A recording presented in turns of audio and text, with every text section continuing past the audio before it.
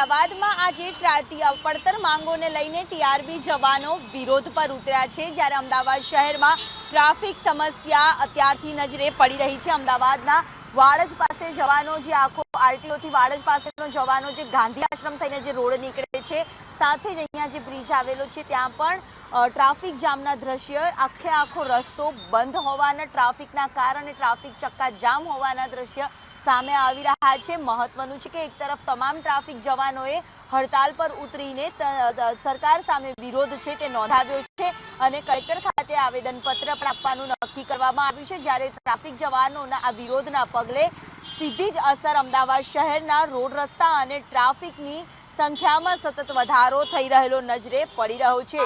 એ મહત્વનું છે કે અમદાવાદનો અત્યારનો આ જે સમય છે, જે નોકરિયાત વર્ગોએ ઓફિસ જવાનો સમય હોય છે, તે દરમિયાન ઠેર ઠેર ટ્રાફિક જામના દ્રશ્ય સર્જાઈ રહ્યા છે। એટલે કે ટ્રાફિક જવાનોની હડતાલના પગલે શહેરના ટ્રાફિકમાં મોટી અસર વર્તાઈ રહી છે।